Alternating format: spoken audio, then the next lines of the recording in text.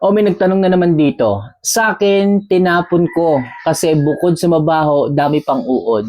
Mga kamanhok, alam nyo ba kung bakit nagkakaroon ng uod yung inyong finerment ni Jackie Oats? Kasi hindi po kayo palaging available sa paghahalo nito. Okay, mga kamanhok, once na yun po ay hindi nyo nahalo ng 1 hanggang 2 araw, yung ibabaw po nito, nangingitim po yan, nadadry kasi wala po sa tubig. Kasi after 7 days na inyo pong ibababad to, sisipsipin po nung oats, nung butil nitong Jackie Oats yung tubig. Kaya unti-unti po siyang bababa. Yung tubig unti-unting bababa, pumapasok po kasi sa loob nito.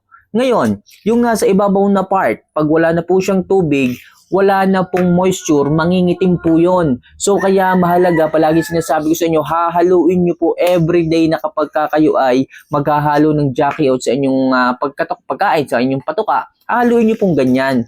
Para po yung circulation ng fermentation, yung nasa ibabaw, mapunta naman sa ilalim para hindi po sila mangitim. At pag hindi po nangitim, hindi po yun magkakauod. Kung kabaliktaran nito, pag nangitim po yan, dyan na po mag-i-start na magka-uod. Doon po nadidevelop yung mga uod na maliliit. Kaya mga kamanok, be careful Pag nakapag-ferment kayo, kailangan haluin nyo po araw-araw para po maiwasan natin yung pagkakaroon ng uod.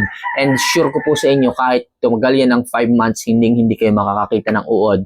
Ang sikreto, halo lang po. Okay, sa mga gustong mag-try na ito, babad nyo lang sa mineral water sa loob ng 1 linggo. And after 1 week, kailangan araw-araw din po ang halo nun Buksan nyo po, day 1 bukas, haluin na ganito. Day 2 bukas, haluin nyo uli hanggang maka day 7.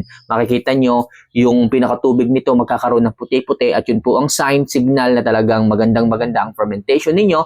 And syempre, after 7 days, maghahalo na kayo sa pagkain. At everyday din po, pag naghahalo kayo ng pagkain, huwag kalimutan na haluin. Mahalaga po ang paghahalo para hindi po ma-develop yung mga uod na sinasabi ninyo. Okay, so yun lang mga kamanok. Sa mga gustong mag-try, nandyan lang to sa baba. So good luck.